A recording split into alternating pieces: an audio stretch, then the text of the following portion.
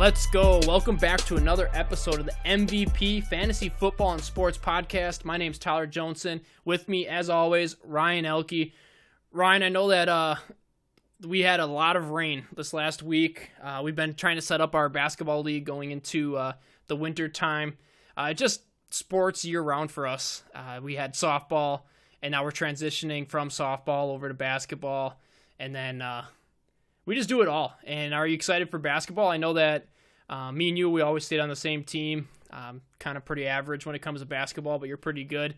I think it's just good for the cardio. I like getting out there and sweating it out, even if it's not to be an all-star or anything like that. I mean, that's where I'm at right now. We're getting up there in age, Tyler. So I know. I'm just going out there to try to sweat it out. Obviously, my competitiveness comes into play. I want to win every damn game, and I get into it with a few people here and there, but I'm just trying to win, man. That's all it is. But yeah, that's the main focus right now, just kind of staying in shape. Yeah, and I mean, a new episode of the MVP podcast. We both were watching on multiple screens yesterday. I know that I had a lot of family member over. We're celebrating kind of an early birthday. My birthday is in 3 days, the 26th, and my mom's birthday's tomorrow. And it's kind of funny that in my fiance's circle, she has two other people that have the same birthday as me. So it's a lot of birthdays going around. I had the Red Zone on one TV, and then I had the Packer game on the other. And then I know you had three screens. Yeah, going. I was playing Madden on the middle screen. So I had Red Zone, the Packer game, and then Madden. Oh, my goodness. That is the life. Just sitting back, chilling, drinking a beer. I got one with me right now. Looking forward to this episode. We're going to be talking about waiver wire pickups, and we're also going to go over the news. Like I said, we're going to try and keep these episodes down. We want to stay at bite size, just to give you the points that are coming out. We also want to talk about the highlights. A lot of the players that all of a sudden just came out and put up a huge number for this week that won multiple people their league week. So we're going to touch on those, touch on the people that are possibly going to be on our next episode when it comes to trading high or selling low. As we're talking about the pickups and the injuries, we'll talk about those as well. So we're just going to jump right into the news. I just want to talk about kind of the big name. The highest running back that was coming off people's lists was Saquon Barkley. And kind of to touch on our rankings, just looking at Alvin Kamara and how he played, and I had him as the number one running back. And Orion, I think you were right there with me ahead of Saquon. I mean, it's looking good from this last week going into the future, even with a backup quarterback. I have a feeling that he's an animal, Tyler. He's insane. And there's no way him and CMC, they're pretty ridiculous. Yeah, and I mean with the new with Allen over in Carolina, I mean the team looks like it's just going to be running very well, and I hope that they continue to do well with the new quarterback. And that's something else we'll touch on. So we're looking at Saquon Barkley. MRI revealed that Saquon Barkley suffered a high ankle sprain, and he could be sidelined from anywhere from 4 to 8 weeks, and it could even be longer, they said. It goes all the way until the bye week of week 11 that you might be missing Saquon. That's a long time for a superstar who is game-proof no matter who you have at quarterback, who you have on your offensive line, no matter what team. You're talking about just the number one running back physically-wise. If he was on a different team, he might even be a complete stud no matter what. So it sounds like he's going to be out till week 12 because the Giants have their bye week 11. They're going to hold him out till week 12. So you're going to get him for 2 games before the fantasy playoffs. And at this point, without Barkley, you're going to be struggling to tread water. Make sure you try to get Wayne Gellman. I know it's nothing special, but at least it's something to fill in. Barkley quoted, though, that he said I'm not out for the season. I'm going to do whatever possible to get back as quickly as possible. So with him saying that, obviously the team's probably going to – it matters what Daniel Jones does to this team. Does he spark them and they're close to 500? Then sure, Barkley might come back. But you got to – it might be a lost season, unfortunately, for him. Yeah, and that's a good way to look at it because I remember watching the tackle, and it looked pretty ugly when you saw his right ankle kind of roll underneath the tackling defender. Mm-hmm. But like you said, you're talking about a Giants team that if they catch fire, take this win, and continue to go above 500 even, and maybe they have a push for the playoffs, then you can see Saquon maybe getting into more of the competitive nature. The coaches are rushing him back to get back out there and just level up their team once he's on the field. But let's say all of a sudden he's having a hard time, he slowly starts. They slowly start losing, and then now you have Saquon Barkley, who maybe it's better just to hold him off for the season and let him come back next year fresh with a new quarterback. That's what's going on there, and that's kind of worrisome. So what do you do, Tyler, if you have Saquon Barkley? Do you field offers? It's rough. I would see what you can get for Saquon, but I think that the type of players that you're going to see in trades is going to make you want to throw up. And for sure. Like with Zeke and Pollard, I feel like you have that feeling that he's not going to get injured just because of the young, well-fit player that he is. It's still worth keeping if you have that one bench spot just to keep your butt covered when it comes to handcuffing your top end. A lot of people say don't do it, and if you have somebody like a Miles Sanders or a Phillip Lindsay, kind of one of those guys that's on your bench, they'll fill in better too. But it is nice to have that handcuff. I mean, the main ones for me is like Cook, Connor. We talked about that last episode, so if you didn't hear, we touched on the handcuffs. So I think having Gallman and not being on the free agency going into this injury, all of a sudden you're going to be kicking yourself. Because I think Gallman will still put up better points than a 50-50 split like Lindsey or something like that. I think he'll be a sneaky RB2 possibly. Yeah. I mean, that's pretty high hopes, but it definitely could happen. There'll be opportunity there. That's our talk for Saquon Barkley. We're going to switch over now to kind of an interesting one, Cam Newton's foot. They already ruled him out. It's Monday. He's already out.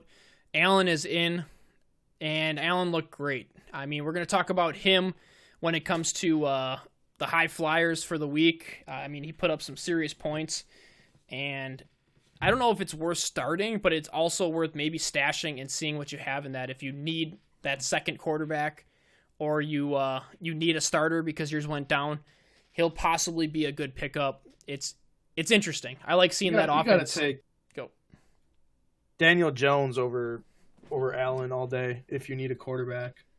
But yeah, I mean, Kyle Allen is pretty solid though. That was a good game. Yeah, and like I said, it's fun to watch a different quarterback than Cam Newton running that team and seeing it successful.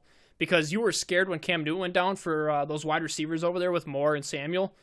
And then also, I mean, CMC, if they're going to hone in on CMC, if there was no pass game, it was all scary when it came to a backup quarterback coming in. But if he looks good, it possibly just runs that Carolina team better. If he's throwing better passes. I saw better passes than what Cam Newton was throwing. Well, that's the thing. The accuracy, I don't think you can get much worse than Cam. I mean, Cam makes plays, but his accuracy is horrid. So maybe Kyle Allen helps that out. But I said to bench DJ Moore and Curtis Samuel, and DJ Moore lucked out and caught one pass for 52 yards and a touchdown. So, I mean, he got a little lucky on that. So if you did start him, you were rewarded a little bit. And then Curtis Samuel did. I think he had about the same numbers. He had 5 for, 50-something? Yeah, so he had a decent game. So now I think you're safe. Just out of the one game, the takeaway, it looks like Samuel might be his favorite target. Yeah, that's what I thought too when I was watching it. It Moore was that deep make a play type of player, and then he just kept going to Samuel over and over again. Every time he'd catch it, I'm like, holy cow. Caught a slant and housed it. Yeah. All right, well, we'll touch on that more as we see a few more games from Allen. We're moving on to Josh Jacobs. Raiders were talking about getting him more targets. I just want to touch on this quick because you see this, and it might be a great, I'm going to use it. It's going to be great talk for making trades. I see Josh Jacobs. He just recently had a groin injury. He's a younger guy, so obviously he's out there. He's playing through it. They're talking about getting him targets. I'm going to use this as best as I can to get a trade done this week. I want to get rid of Josh Jacobs. I don't want to mess with a groin injury, and I don't trust anything the Raiders say when it comes to getting a running back more receptions. We've heard it before. I know Ryan was telling me earlier, we've heard that before. So if that's kind of the same thing that you're thinking, Ryan, I know it's possible you could trade for Jacobs right now because he hasn't really had that great game except for week 1. But also it might be a point where you're going to try and use this to spin it off and go for that bigger trade if you can this week. Yeah, I'm with you on that. I mean, I want to buy him. I'll buy him off you. I could use a running back, but no, I have him in 3 or 4 other leagues. I might try to trade him as well. Like you said, package him up, maybe upgrade a different position. Yeah, if you have the depth. I mean, you probably took Jacobs pretty darn early, so it's going to be hard to say you have depth at running back at that point. But if you do, it's a nice piece to throw in. Yeah, and I remember, too, I was trying to make the decision between Josh Jacobs and Phillip Lindsay. And looking at Jacobs, he went up against Minnesota, and that's one thing where it's like, oh, I'm kind of worried, but I thought he was going to get the touches and the receptions. He obviously didn't get any receptions. He went 10 for 44. And Phillip Lindsay had a great game, and it was against a Green Bay team that looks like running the ball is the best bet when it comes to fantasy points as well. Lindsay had 21 rushes for 81 yards and 2. And he had 5 targets. You got to give that one touchdown to the offensive lineman because when he pulled him in, 3 people and threw him in the end zone. He lifted him. I was like, oh my, the strength. But yeah, Phillip Lindsay, I think he had a few touchdowns that were kind of give-me's. I was watching it and I'm like, it could have went Freeman's way. It could have went any way. Freeman should have had that touchdown, that one touchdown. It was that fluke holding call that really wasn't even holding. Yeah. Yep, exactly. And so Phillip Lindsay he's inflated as well. He's a great trade target for if you're getting rid of him. So I have Phillip Lindsay on mine. I'm trying to sell him high. Jacobs and Lindsay. I see what you're doing here. So I have a few ways I'm spinning it, and it's nice to have him on my team so that I can kind of talk about what I'm thinking about. Let's move on to another quarterback, Sam Darnold. He is going to miss past the bye week. And going into, week 5, and he's doing cardio. They say that he's trying to get over this mono, and I like to think that it's a good time to buy Jets players cheap. I know Robbie Anderson was dropped, but Robbie Anderson is more of a special type of not having him on my team because he sees a lot of number 1 cornerbacks. Like, I think out of all the cornerbacks he sees all year round, it almost doesn't dip below, or the average is like cornerback 4 or 3 in ranking. So he is. True. He's got to go against Gilmore 2 times. He's got some tough matchups. So he's done it before, and I like to hold him, but I dropped him for Gallman when he came open. And I like to think though that Bell's a great target to go for right now because of his down game. Herndon is a great option for tight end if you're able to still pick him up or possibly trade for him. I think he's going to be a great top 12, kind of a tight end 1 when he comes back. And Darnold is just going to lift this team up. We're too busy watching really crappy quarterback play over there. And I think Darnold's going to come in kind of like Superman and help this team out. So yeah, you could see that team jump on a wave of momentum once he comes back. Yeah, use that as a step up, and then everything gets lifted. So yep. Darnold, and then we're moving on to Julian Edelman, who left the game with a chest injury. We thought that maybe he left the game, out for the game, and then we were thinking maybe he was going to miss more weeks. It seems like everything is ruled out and that he's going to be ready for the next week. So he got ruled out of the game. I think, worst case scenario, he'll miss next week, even though it's not trending in that direction, but it could still happen. But for long term, he'll be fine. Yep, and if he doesn't play next week, I think Philip Dorsett is just a solid play. DFS, I would even put him in as my flex. Possibly. Even if Gordon and Edelman are in, I think he can be flexed in a 12-man. Yeah, he put up solid points week 1, week 2, and then Antonio Brown came in and took away all those targets. But now he's back. Yeah, he had a great game week 1. Antonio Brown played week 2, right? Yep. So he had. You're right. Yep. And so then week 3, Brown's gone. What do you know? You'll notice the trend here. I mean, he plays well when Antonio Brown's not there, and he's not there anymore.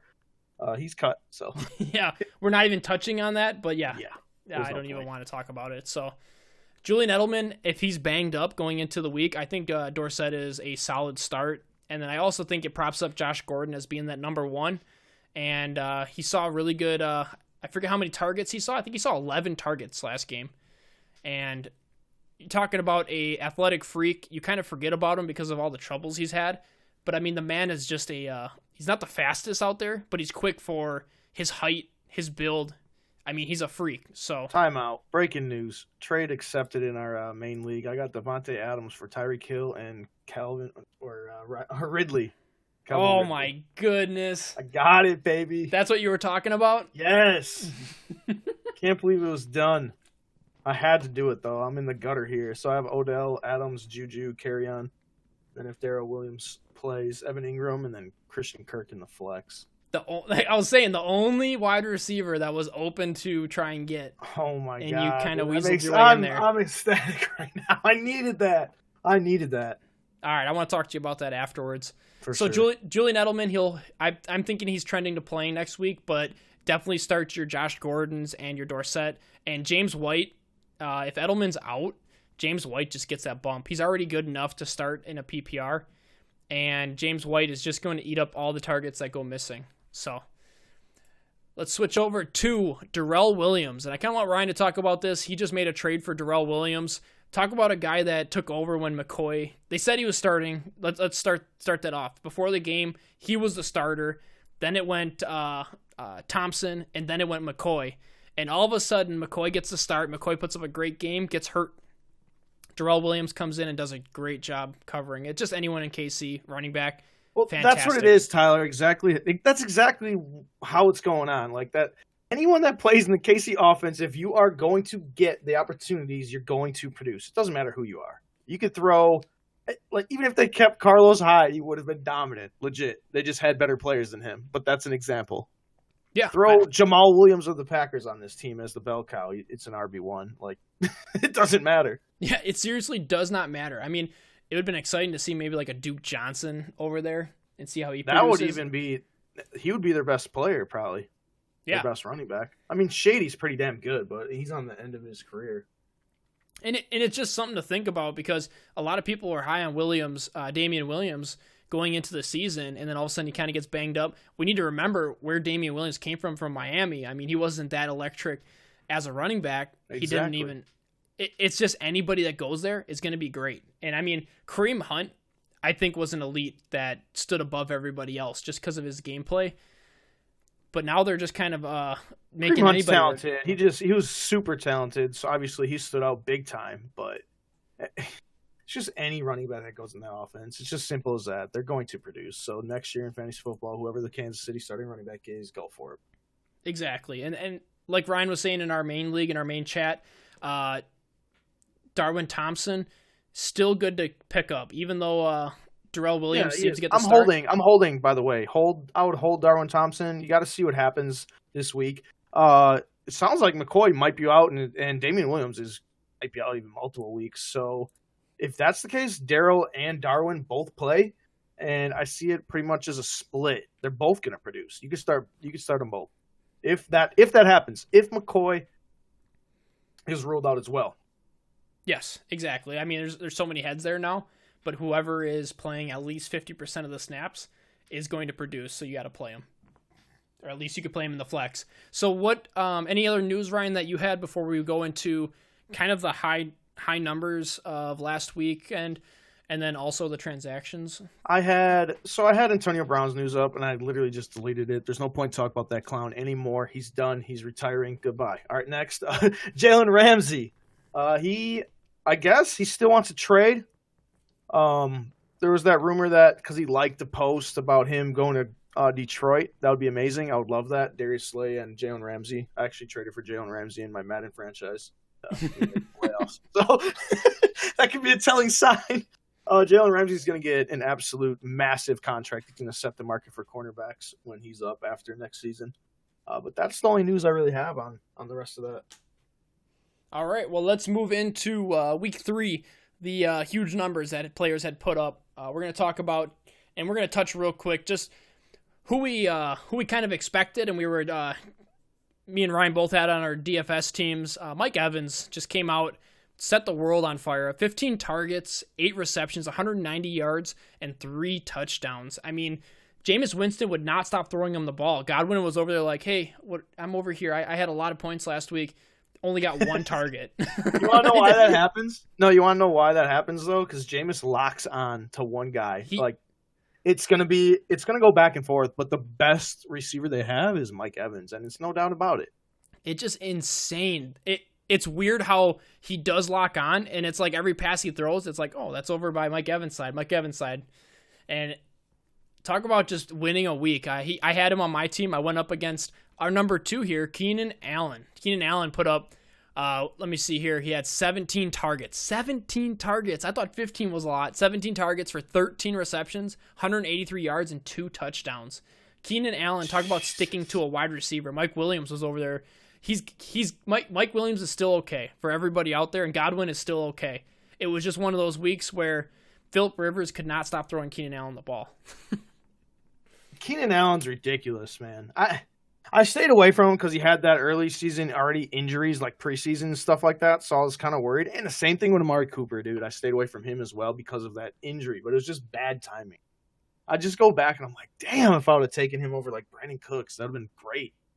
Yeah, and it happens. It happens. It was just wrong time for the injury to come out because I had Cooper. He was my 3rd-round pick. He was going to be until they said that foot injury. Yeah, exactly. And Keenan Allen next week is also going to eat. I know that he has a great matchup against Miami. It seems like one of those games, though, where you see people that have a great first half, and then all of a sudden the second half they start putting in their backups because they don't need to play him anymore. Moving on to Alvin Kamara. We kind of touched on him. He put up a huge number, 16 attempts for 69 yards and 1 touchdown. And then he really made it at the 10 targets for 9 receptions and 92 yards and a touchdown. So Kamara surprised me, Tyler. He really did. I didn't think he was going to have a huge game like that because I didn't think Bridgewater was even – I didn't think he looked at the checkdowns. When he came in, when Drew Brees got hurt, he didn't even look at Kamara at all. His best player. So obviously, I mean, that goes to Sean Payton. He made the game plan. He set it up. He probably told him like, "Hey, it's simple as this: throw it to Kamara." You know what I mean? You want to win? Legit. Yeah. We want to win this game. Just dump it off. God, and he had that one run up the sideline, and he made the 2 guys miss, and it just he makes it look so freaking easy. So Alvin Kamara, obviously, he's looking great. You're obviously going to start him every week. Going into Mark Ingram. Kind of the guy that I'm a little bit mad at because Ingram looked great in his game, but he took so many touchdowns away from Lamar Jackson and Andrews. That's another guy I'm trading. I know this is I'm gonna be in the minority, but I'm gonna trade Ingram because you can probably get massive value now for Mark Ingram. You want to trade Mark Ingram at a value that is close to the top 10 running backs. Definitely better than that. I would almost be shooting for like 5 or 6, running back 5 or 6. And, sorry. Dude, definitely. Send Montgomery, not Montgomery, Ingram, and then maybe like a smaller bench guy and try to go get one of them elite running backs. Like, why not? You know what I mean? You're not getting Kamara or CMC, anything like that. What about Zeke? What about Zeke right now? People might be down. He's not clicking with the offense. He's rusty. We saw this with Le'Veon Bell back when he did the holdout and he came back. He was rusty for like the first 4 weeks, then he exploded. So I see that with Zeke. But you never know, dude. The Zeke owner could be in a bad place right now with record-wise, and you could go in and get him. Yeah, well, what do you think about that trade? If you could get you trade Mark Ingram for Le'Veon Bell, would you take Bell over Ingram? Yes. See, Le'Veon and that's Bell is the bell cow. His second half schedule is very nice. You do that all day. Honestly, I tried to get Bell earlier before I got Adams, and I was cut off right away saying the only way you get Bell is if OBJ's involved. So that was an auto. I just closed my phone. Exactly. That's when you close that chat up. Yep. All right. Any other surprises that you see kind of up there? Darren Waller. He came out. He's not a surprise anymore, dude. He's just I don't think so either. Darren Waller's a beast. Sterling Shepard. I said he was going to be a top 5 guy. I said Waller's going to be a top 5 tight end at the end of the year, and I'm feeling pretty good about it. Where's your stance on that?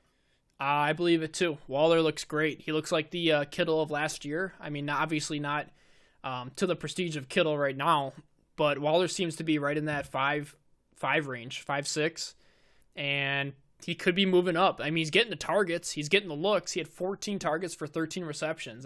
For a tight end, if Carr keeps going that way, he's going to have a solid tight end top 5 finish. And you got him from free agency if you were listening to a lot of the people. Spent the money on Waller, and you didn't spend the money on Hawkinson. So let's see. Hawkinson, Tyler. I know.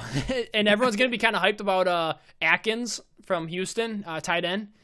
He is somebody just to let somebody else pick him up off free agency. He had a lot of, fluky. I would say fluky. Yeah, fluky is the best word for it. Touchdown and a huge reception. So keeping him on the bench, if you're able to go out and get Austin Hooper still, I think Hooper is going to be a weekly start. Solid play. You start him and leave him in your tight end slot until you have a bye.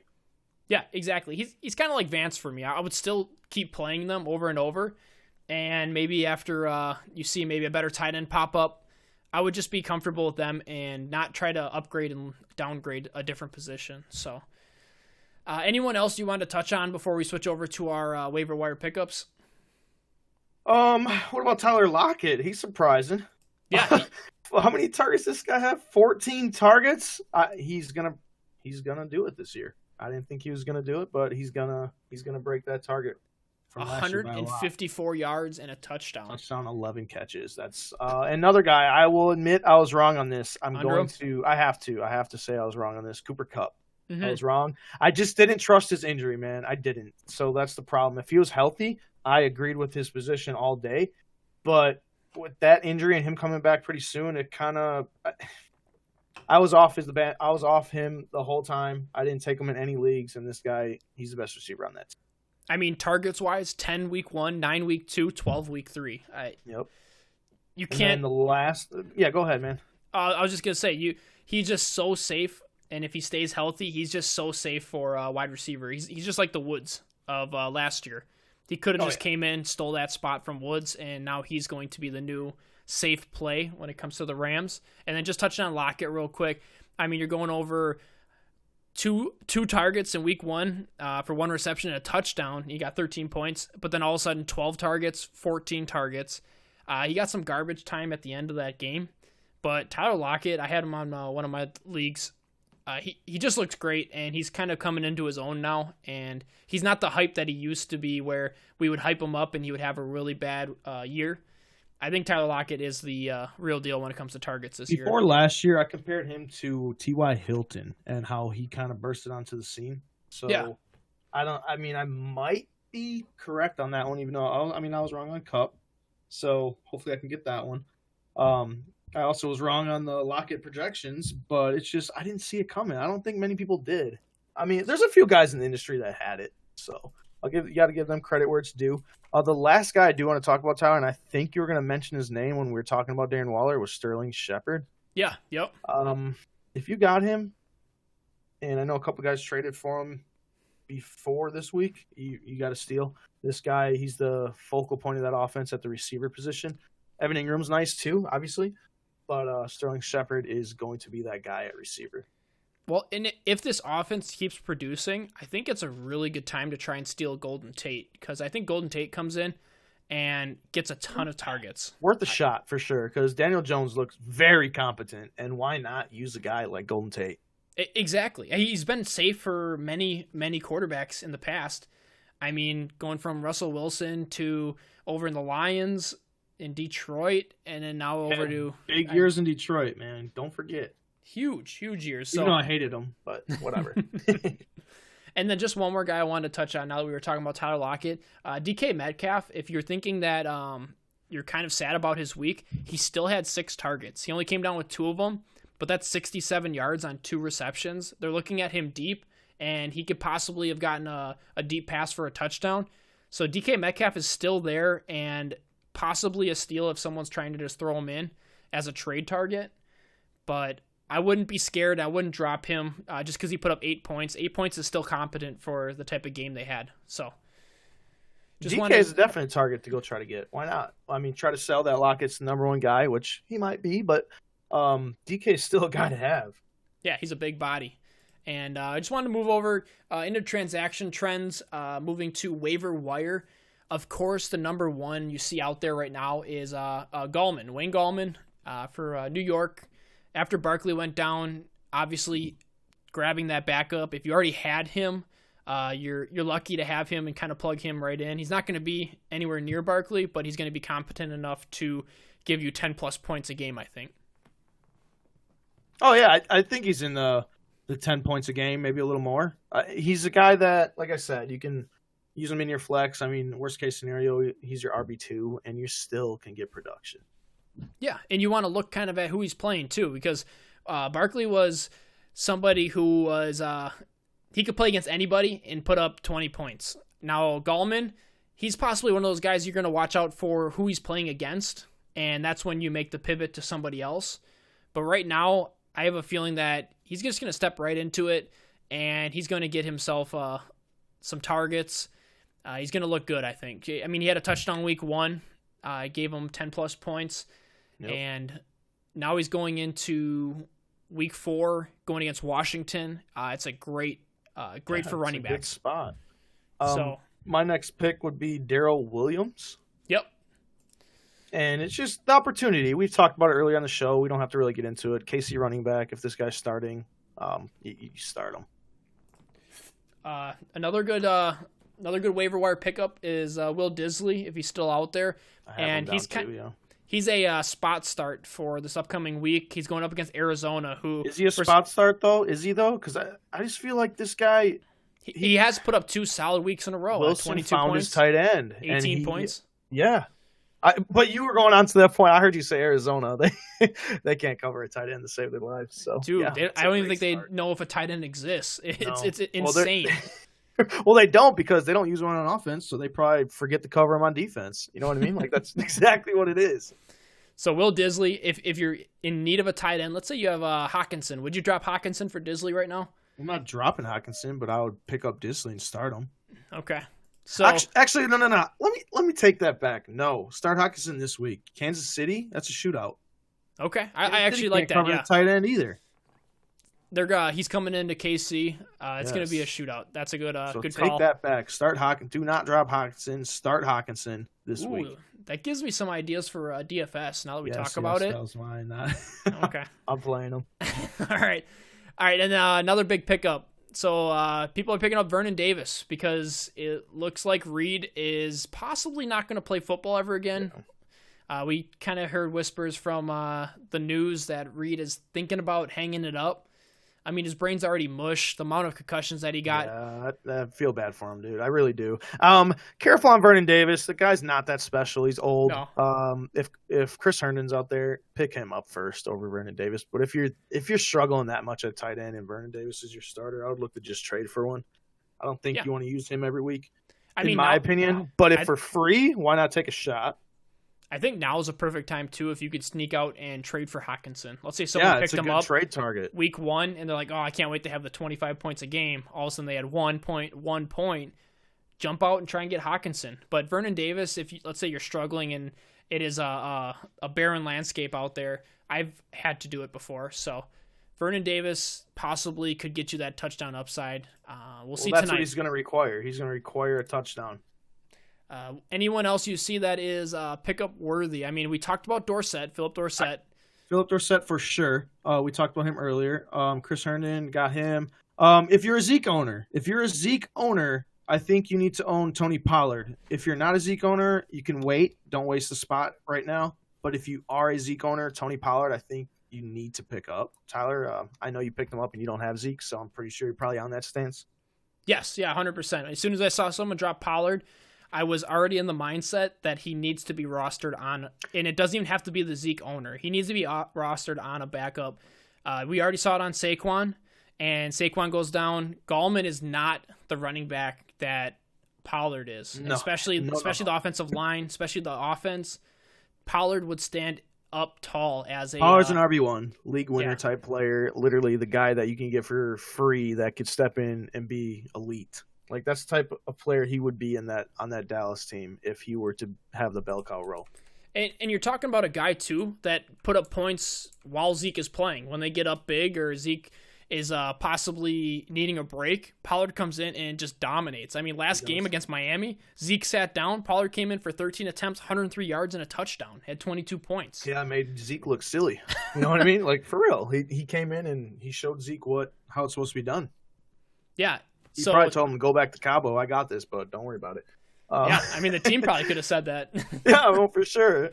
So I got one more. Do you need receivers? Anyone that needs receivers? Preston Williams from the Dolphins. Give him a shot. He's the main weapon there.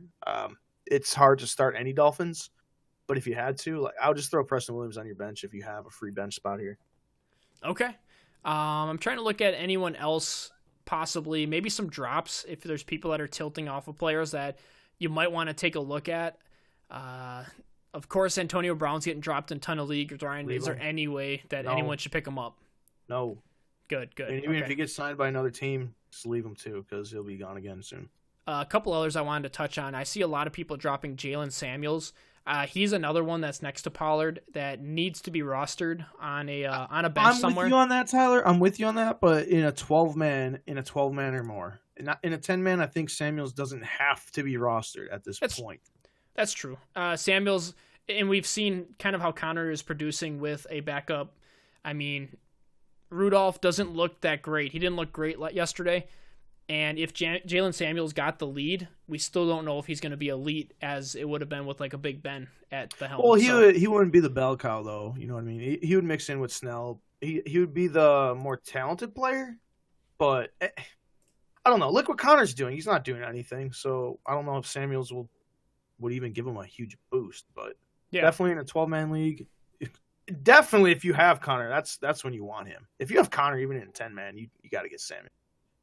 Yeah, exactly. If you have Connor, Samuels is a for sure to have on your bench. And if you have Samuels, before you drop him, try to trade him to the Connor owner.